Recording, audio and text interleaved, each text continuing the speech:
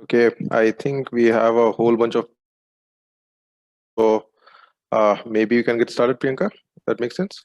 Yes, sure. Should I bring up the first board? Let me just share my screen first, and then maybe we can go ahead with that. Uh, First of all, warm welcome to everyone who's on the call today. People who have taken time out from their schedule, especially on a Friday with a weekend looming, to join us for this webinar. My name is Sam. I head the security and the analytics practice for Pozitka. I am also joined today by my colleague Murugan, who is our Splunk architect and technical consultant. And of course, as you all know, since you have registered, we are hoping to walk you all through today the topic threat hunting with Splunk Enterprise. I'll jump directly into, I guess, a kind of a precursor to the session. And during the session, of course, if anyone has any questions, please feel free to ask, or you can type questions in the chat window as well. Uh, if you look at cybersecurity today, I think there are essentially three key pillars.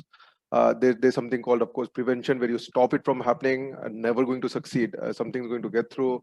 You're going to have a detection, which is to catch whatever your first layer led through. And then you have resilience. So even if you were unable to detect something and there was an incident, then you need to be able to withstand whatever threat you encountered in the first place. Today's session is more focused about detection, and that's what we'll be focusing on for the rest of the day. But of course, if you might have any questions about prevention or resilience, do feel free to reach out to us after the session. Uh, I think before we get started, also, I wanted to take a moment to talk about what's been in the news recently. I'm sure everyone's noticed SolarWinds had a Trojan injection, and that sort of propagated through all its customer base. And the difficult thing here is that SolarWinds, for example, is a very trusted entity, and despite that, they got hacked. FireEye got hacked, and they are one of the leading security providers. So when the situation that we have is such that some leading security providers, service providers in the IT space, if they are getting hacked by malicious intruders, they are having data exfiltration, then what can we do to shore up our defenses? So I think that's some food for thought as we get started. And before I move on, maybe Priyanka, if you could release the first poll, it'll be interesting to see if to see how many in the audience might already be aware to some extent of some of the terminology we'll be going through today. Sure, Sam. Just a minute.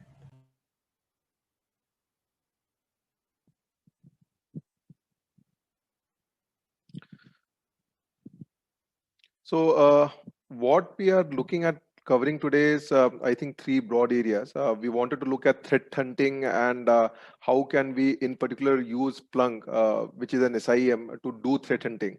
So, I think the first part we wanted to cover quickly is why do you need an SIEM in the first place? That's a common question we get asked. So, we'll touch upon that very briefly. Then we'll look at how a threat would typically operate. I mean, there are all kinds of threats, but if you take a common case of infiltration, how would that look like? And how would something like an SIEM, something like Splunk, help you in terms of being able to detect the threat? And then, of course, we have the actual demo of doing threat hunting with Splunk, at which point I'll hand it over to my colleague Murugan. Uh, is the poll released, Priyanka?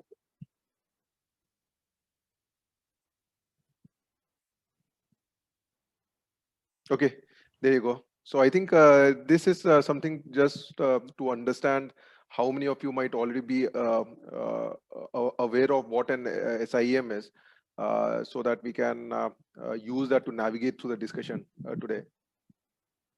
We'll give maybe 30 seconds for people to respond, and then we can move on.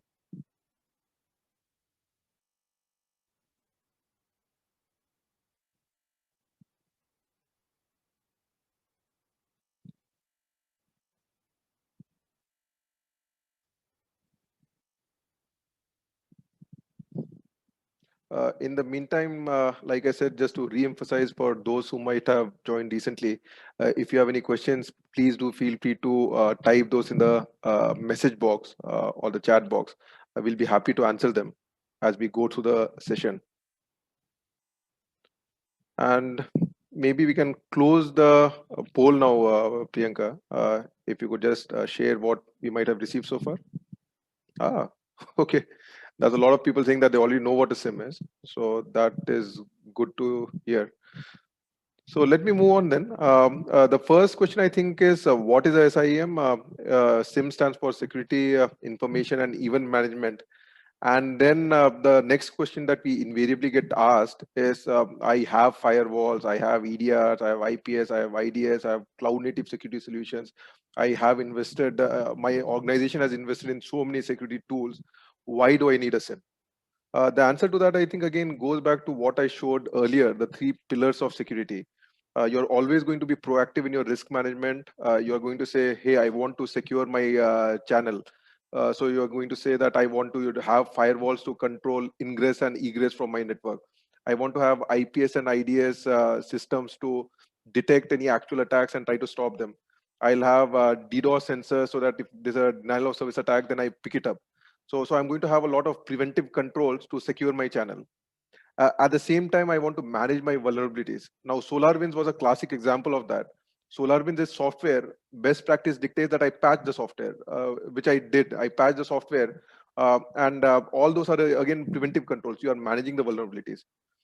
Despite all of that, there are always going to be instances where people slip through, where malicious actors are able to get through your preventive controls, as happened in the case of SolarWinds. So you were managing the vulnerabilities, but in this case your supply chain got attacked, and then through your vulnerability process, vulnerability management process, as you were patching your software, SolarWinds, you had someone inject Trojan into your system, and that's sitting inside your environment. So it's already past your defenses. The at most what you can do is you can hope to leverage some detective controls which are looking at the activity inside your environment, and they're trying to figure out what is the residual risk.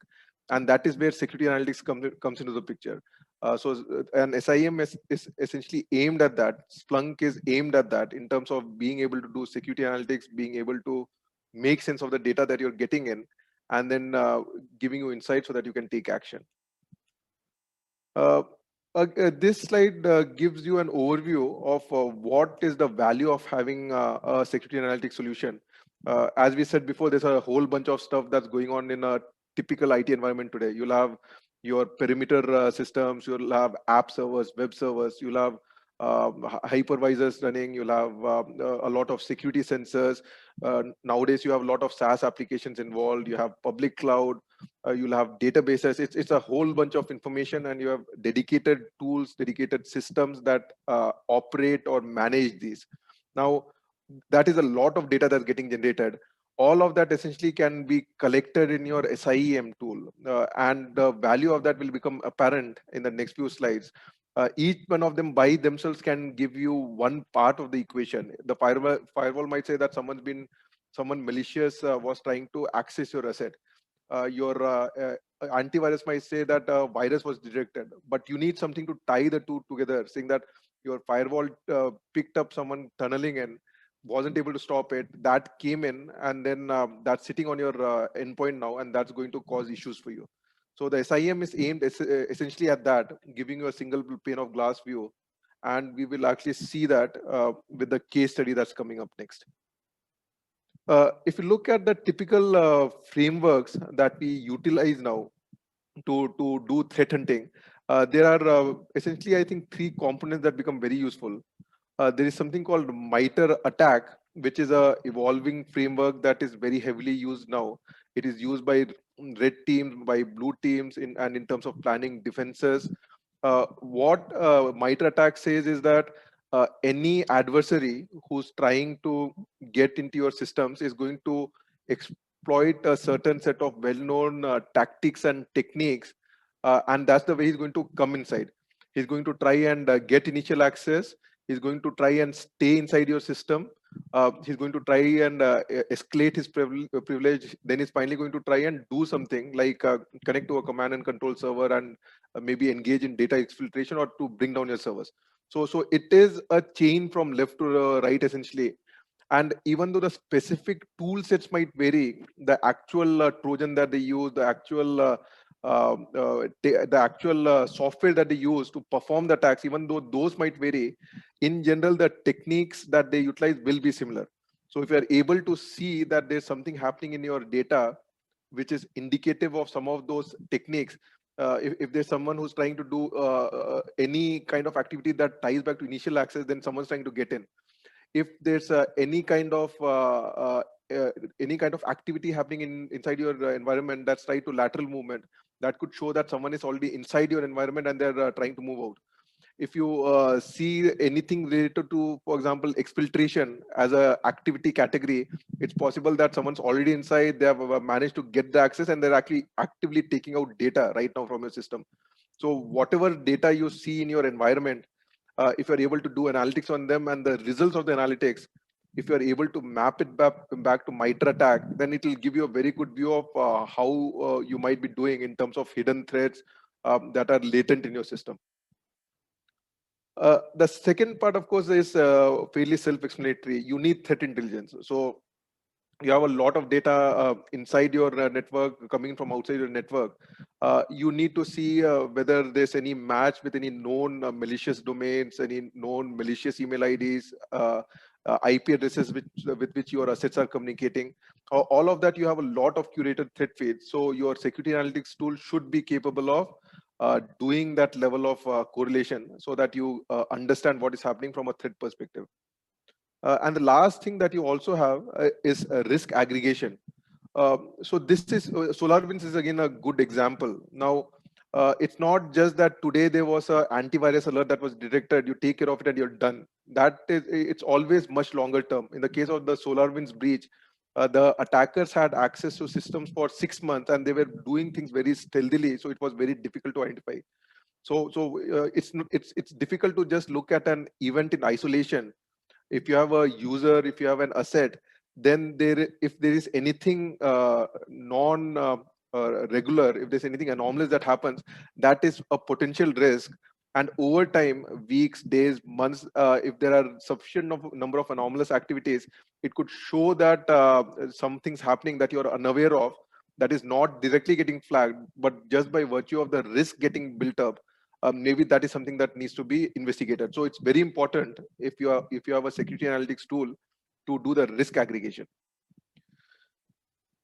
And with that, I'll move on to the actual case study itself. So this is a fairly straightforward, simple scenario, but again, a very common scenario.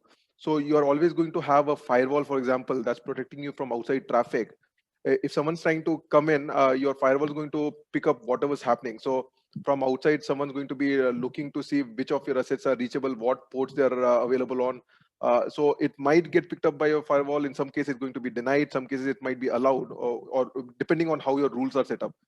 So that is something, that is activity that will always happen in any infrastructure for any organization. If the attacker finds some kind of a loophole in your firewall rules, and if he's able to get through, what he's going to try and do is he's going to try to find some asset where he can get access. One example of trying to do that could be through brute force attack. So he's going to use some random algorithms to try and figure out what the password is, try to get in by repeatedly putting in different combinations of user ID and password. If he's able to get access through brute force, he's essentially going to push in a payload, which is a Trojan, could be a backdoor, could be malware, ransomware, whatever it is.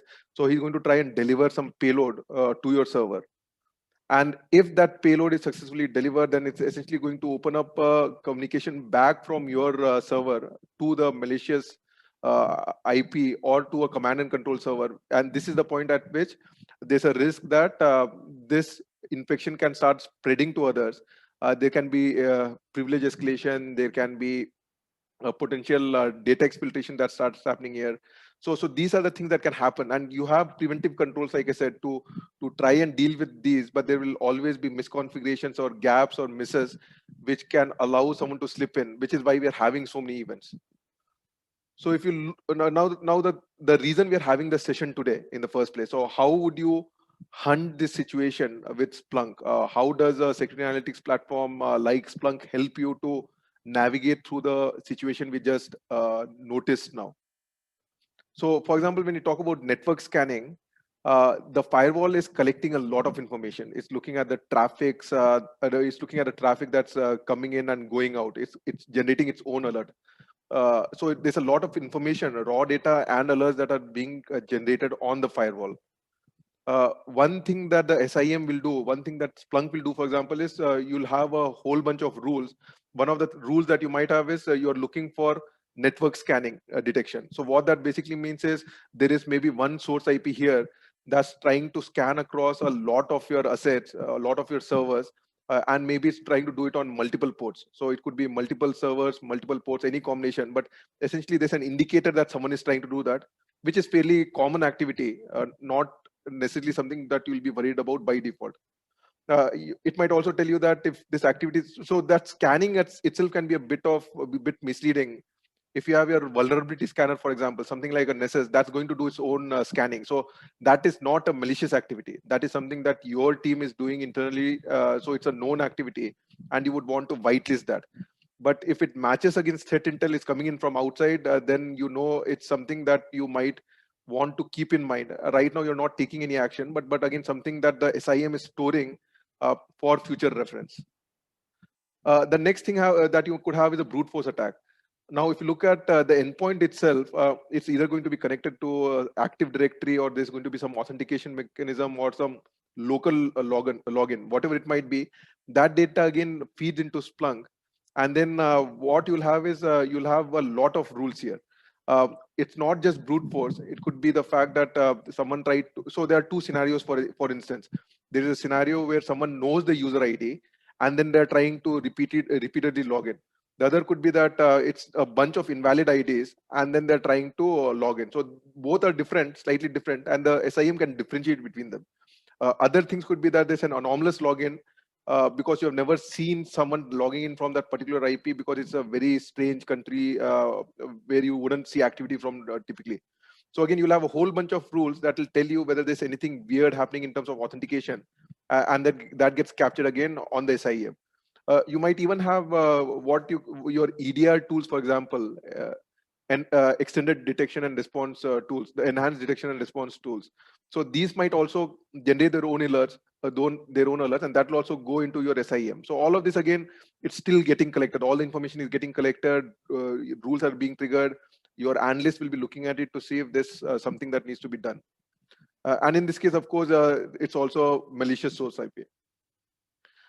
If the payload is delivered, at this point, typically you'll have your antivirus or your EDR again generating some alerts, which is fine. But what if there's a repeated infection on the host? You have a malware detected, fairly common. You clean it up, all well and good. But what if every day the same malware is recurring every day over time? That tells you that there's something in there that's not getting cleaned out, which is why it's persistent in your system. So when you talk about advanced persistent threats, for example, they'll take a lot of pain to change configurations, so that even if the malware is cleaned out, there'll be something somewhere, so that when you restart, reboot, or there'll be some script that is going to keep that process running. So again, the EDR might not pick it up, but the SIM is keeping track of that, saying that a particular server, it was detected, but maybe it's recurring again, which is not a good sign. And finally, when you talk about outbound traffic, again, the firewall log is going to tell you that, hey, again, I'm seeing that maybe this server normally it communicates on a specific port, but now it's communicating on a different port.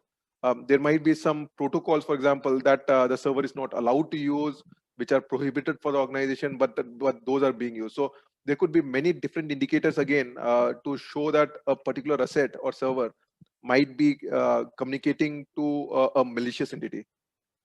Now, putting all of this together is what the SIM does. So, for example, as I said earlier, all of these rules that are running, these are aggregating here on your SIM. These are all tied to a particular asset, and as Murugan is going to show you, these will all get clubbed together. So, all these things, if they're happening by themselves, they might be okay. But if you notice that all of these have happened for a particular asset of yours over, say, 1 month, then that is something you really need to investigate and take care of. Similarly, if you see that there is a movement across the MITRE chain, these rules are mapped to MITRE. So if you see that there is a movement across the MITRE chain from left to right, again, there's a high probability that someone's either getting in or they're already in your system. So you need to be cautious in terms of figuring out what is going on in your environment. So with that, I'll take a pause now. If there are any questions before I hand it over to my colleague Murugan, who will run the rest of the demo session.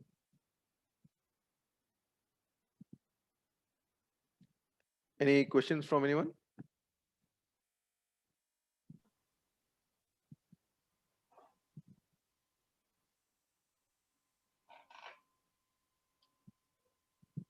No?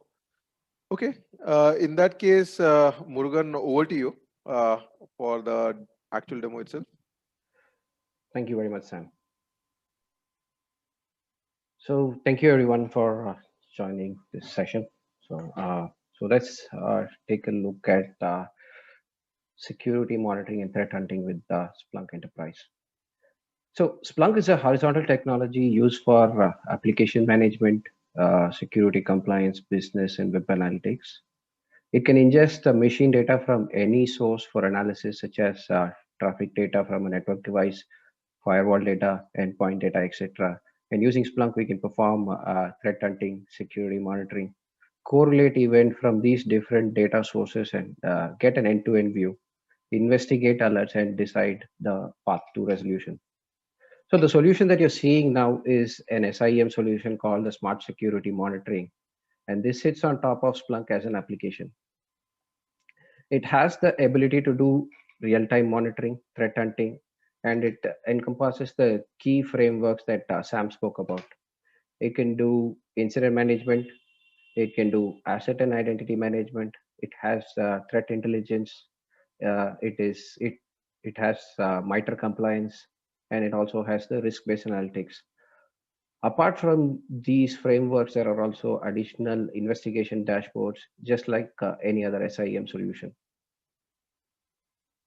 So data from different sources can be fed into Splunk, as you already know, and this data is then normalized with the common information model available in Splunk. The rules engine, the threat intel rules, and the risk-based analytics engine run on top of this normalized data, and any detection it captures gets sent to the incident management framework as an incident. From there, the SOC analyst can take a look at the incidents and start his investigation. So this is at a high level of how this solution works. I will start with the MITRE compliance dashboard. So the MITRE compliance dashboard is a matrix of all the known tactics and techniques out there. So the blue boxes that you see here signify that that there are rules covering that particular technique. So, for example, if I hover my mouse on brute force, I can see that there are two rules, and both of them are enabled. The light blue boxes signify that there are rules, but they are not enabled. And the gray boxes tells us that there are no rules covering those tactics and techniques. There is another similar view for this MITRE compliance. So, and this gives the additional information of the alerts generated for these different MITRE tactics. So we can see for initial access, there's been 6 detections, for execution 3, for defense evasion, there is 4, for credential access, there is 2. So this kind of a view can help an organization understand the tactics and the techniques that they are covering with the security rules. It also helps them understand where they are vulnerable and the area that they need to concentrate, where they need to add more protection. So, so now let's take a look at some of the incidents themselves. So let me take brute force as an example and click on it to see the incidents generated for this particular technique. So as you can see that there are two incidents created for this particular technique. Let me drill down into the details of the incident to see the details. So we see that there is a source information, there is a destination information. So source is nothing but the attacker's IP address, and the destination is the asset or the server that has been attacked. So we can see that the attacker has been successful. So he has been successful twice, and there are around close to 3,000 failures from this particular uh, source address. So in this solution, the rules are designed in such a way that it takes the source information and checks it against a threat intel to see if there is a match. So in this particular case, there has been a match against the IP intel, and the intel seems to be from CyberCure. Moving further down, we can see some investigation drill down. So I want to show you one of the drill downs as an example. So this is the external host investigation drill down. So the IP gets automatically populated in the text box, and we are looking at data for this particular IP address for the last 24 hours. So the first panel talks about the location of the IP address. The location seems to be somewhere from the Korean region. And the next panel is about the threat intel information, which was already available in the incident itself. So the next view is the most interesting view for me. So this actually plots the detections for that source IP address on a timeline. So this kind of a view can help a SOC analyst understand what the attacker has done at what point in time and how far he has been able to travel through the network. So whether he was able to compromise the system, or whether he is at the initial stages.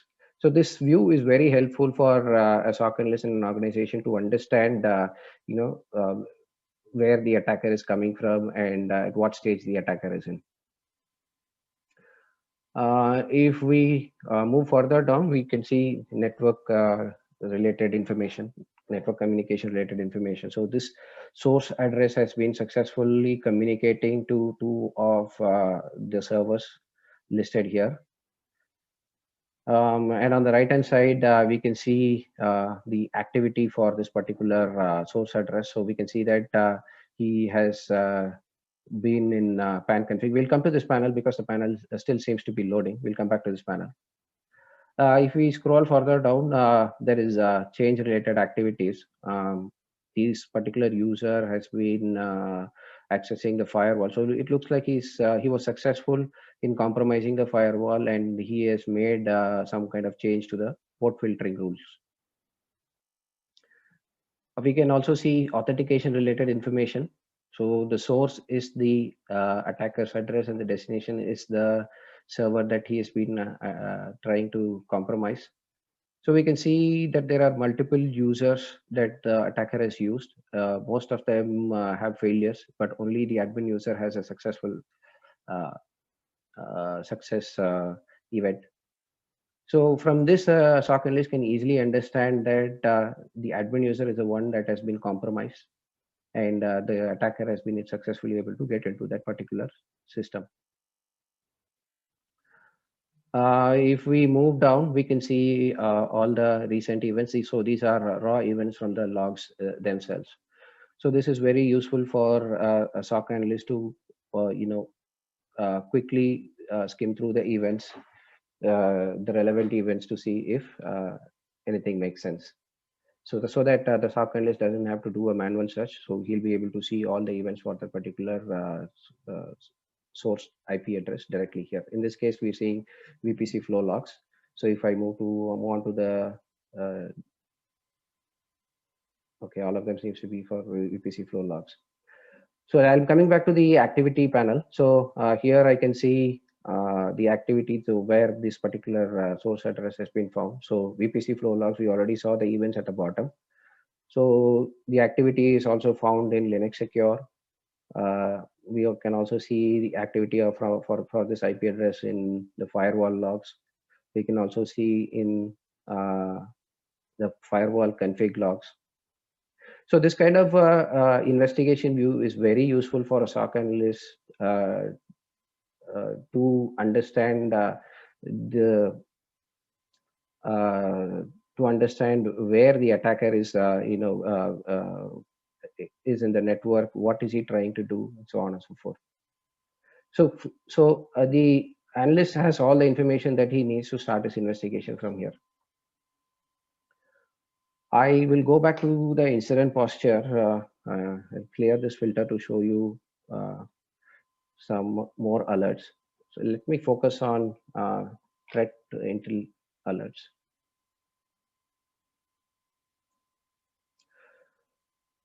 So these are alerts generated by the threat intelligence framework. So we see there are different types of alerts. So let me take one alert for an example. So this is an alert found for an email match.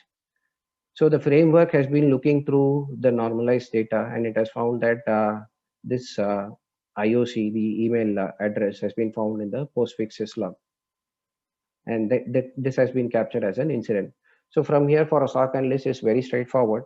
So he just needs to make sure that there is no further uh, activity from this email address in the environment. So similarly, we see alerts for the other types of IOCs. So there is an alert for IP match. So it's the same IP address that we saw in the previous alert. So that is found in the IP intel. Similarly, we see alerts for file hash match and then for domain, so on and so forth. Let me remove this filter and show you all the alerts that are available in the system. So as you can see that there are multiple alerts. There are with varying priorities. Some are with high priority, some are with the low priority. So there are port scan alerts with low priority. There is suspicious outgoing traffic with high priority, and there are multiple pages of these alerts. So this is just a demo environment. In a production environment, the number of alerts can range, can be 10 times more than this, or even 100 times, and that depends upon the size of the organization.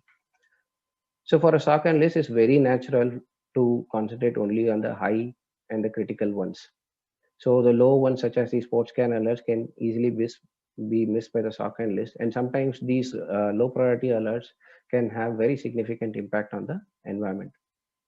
So this is where the risk-based analytics framework that Sam spoke about comes into picture. This is where it can help.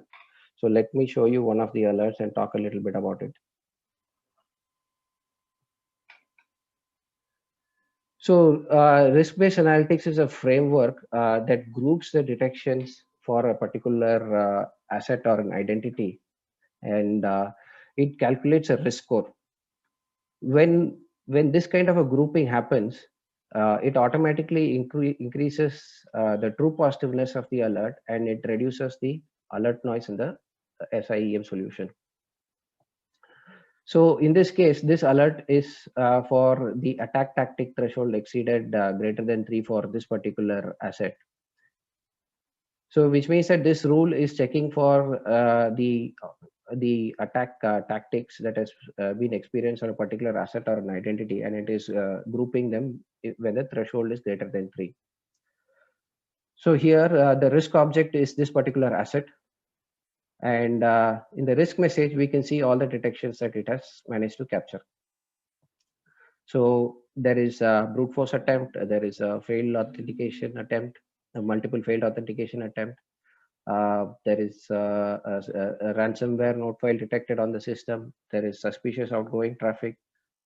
So all of these messages that you see would otherwise be individual alerts with different priorities. For example, we saw that the port scan alert was with the low priority.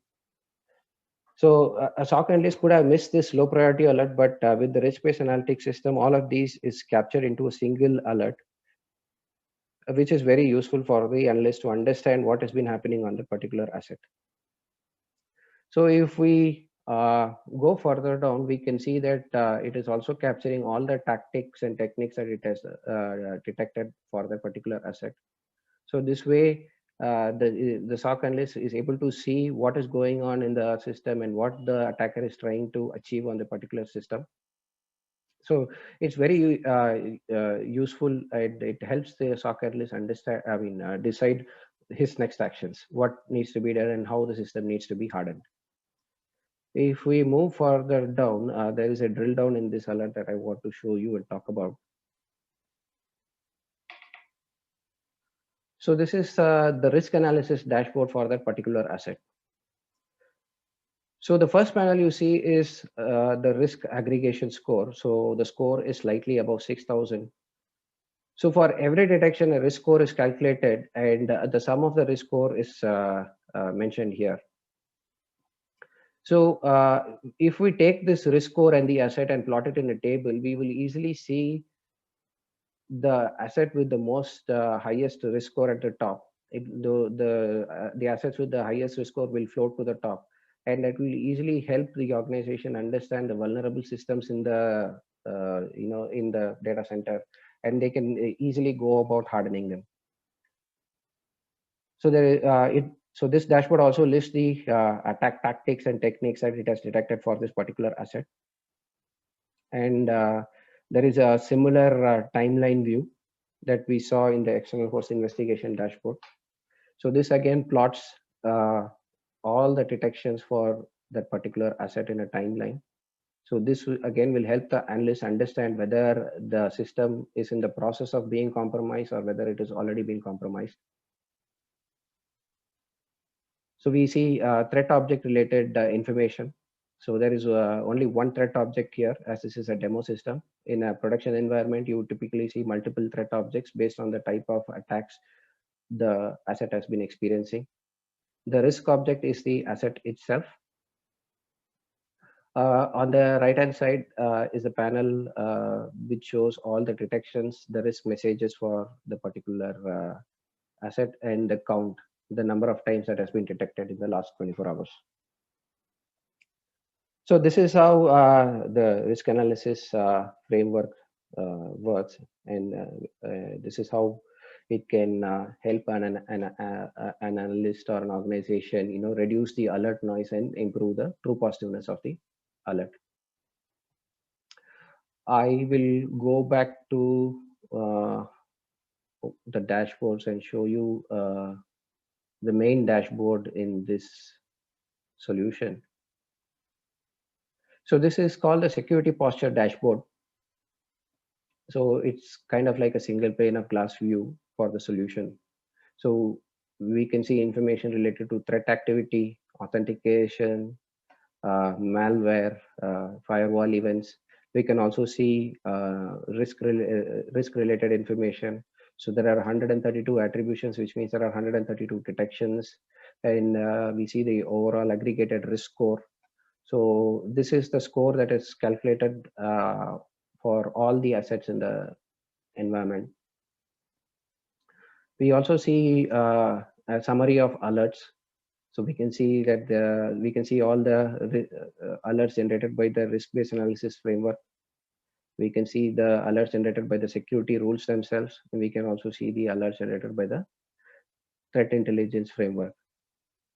So this is something the SOC analyst will usually typically take a look at when he starts his day, and from there he will dive into the incident posture to look at the alerts themselves.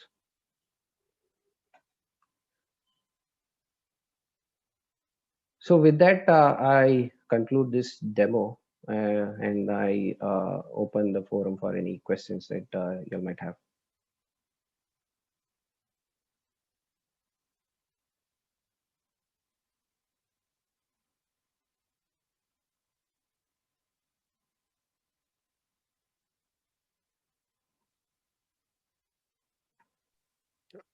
I think there's a question in the chat message, Murugan. Yeah. Will this tool help me in my cloud environment from Wang Lei?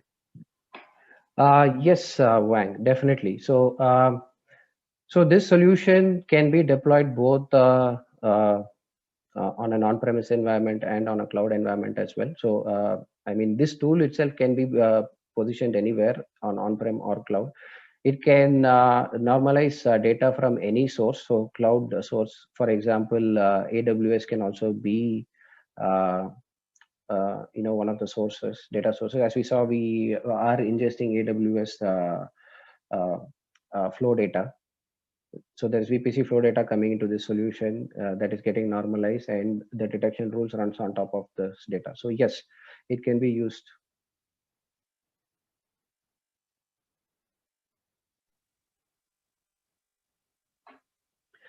So how does this tool platform help with the remediation? So every dashboard has the investigation drill down. So it gives the SOC analyst with a lot of information from where he can start his investigation. So with the for example, with the risk-based analytics dashboard, we saw that there is a timeline view. So we are able to see how far the attacker has been able to progress in the network. So based on what we see there, uh, whether the system has been compromised or not. If the system has been compromised, so the action would be to remove that system from that network. And if the system has not yet been compromised, the solution would be to harden the system further to make sure that whatever detections that has been there so far is covered.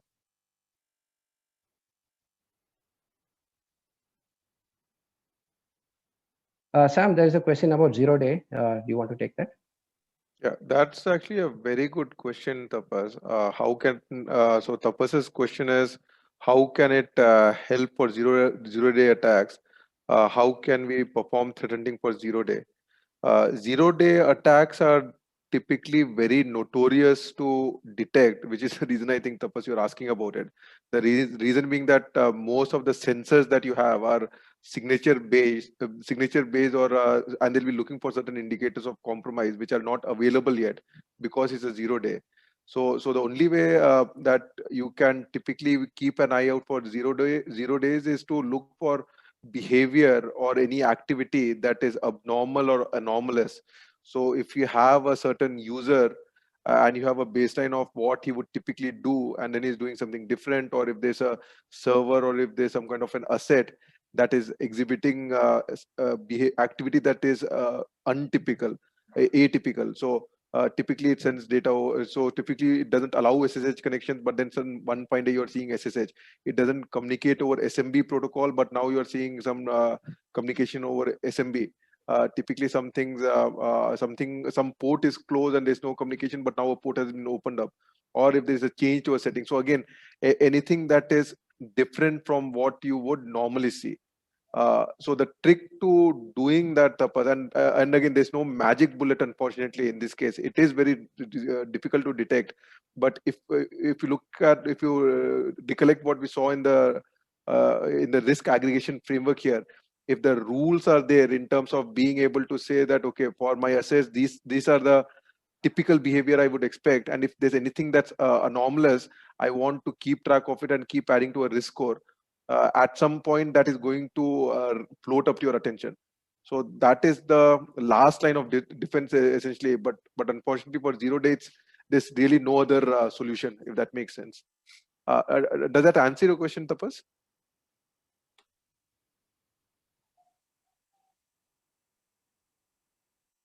Okay, great. Thank you. Uh, okay, thanks, Tapas. I think there's also one more question about how will the data get into the system, and is that easy to do, Murugan? A little up. Okay, so so Splunk as a platform can so there is agent based and there is agentless inputs available in Splunk. So it can accept data via its agent called the universal forwarder, and it can also accept data via TCP, UDP, and even over HTTP. So if your application or your asset is writing the data to a log file, then you can use the universal forwarder as an agent to monitor that log file. It can read it and it can forward it to the Splunk indexer, which is where the data gets stored. If you have a syslog, you can configure your syslog to send the data over TCP or UDP. And if you have an application that has the ability to post over HTTP, you can also do that. So there are multiple ways. Splunk also has modular inputs that can connect to APIs. So for example, with platforms like AWS and Azure, you can use these modular inputs which will connect to the APIs, hit the APIs and fetch the data on regular intervals. So does that answer the question?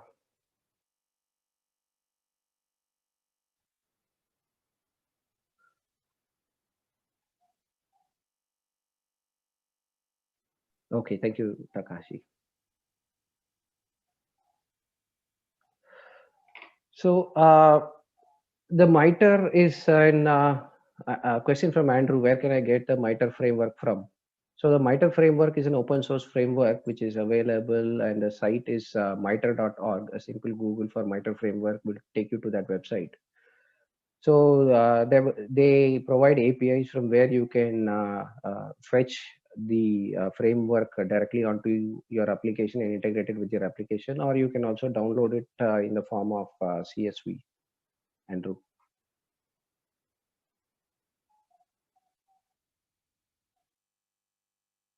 So there is another question from Sinchi. Can you send the alerts by email and or SMS to analysts for review when an incident is identified? Yes, the alerts can be, the notification for the alerts can be sent via email, and it can also be sent via SMS. So there is a plugin or an add-on available in Splunk that can integrate with your SMS gateways, and it can send a notification to those gateways from where the SMS can be sent to the mobile phones of the analyst. Does that answer your question, Shinji?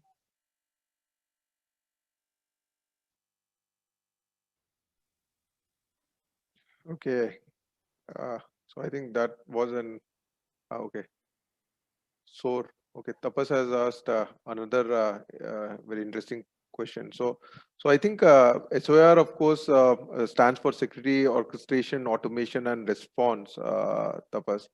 So if you look at what we looked at now, this was a detection part of it. So if you in the security parlance, of course, this is security monitoring. So this is just going to tell you that something fishy is going on somewhere in your environment. Question becomes, what do you do with it? SIM tools are analytics solutions, analytics platforms.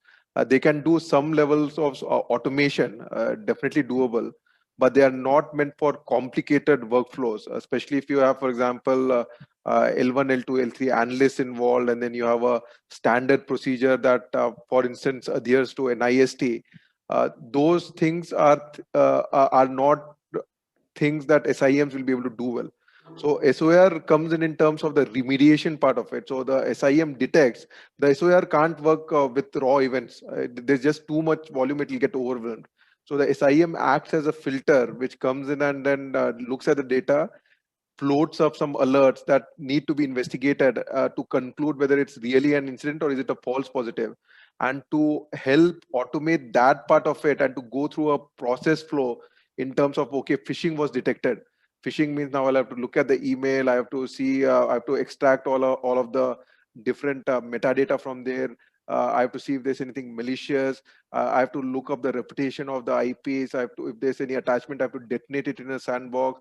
Based on all that, if there's a possibility it's malicious, I have to go and look for what other emails were received in my organization from this domain or from the sender, right? So there's a whole bunch of standard tasks that an analyst will need to do. That is part of remediation. So that entire workflow on the remediation side can be automated with SOAR, so that instead of doing it manually, a tool can do it for you. But the way the environment, the way the industry is evolving at the moment, these are two separate functions. The SIM is meant for security analytics, for security monitoring. The SOR is meant for taking action and incident response and remediation. So I don't know if that helps, Tapas, but I think those are the broad strokes in terms of the answer to your question.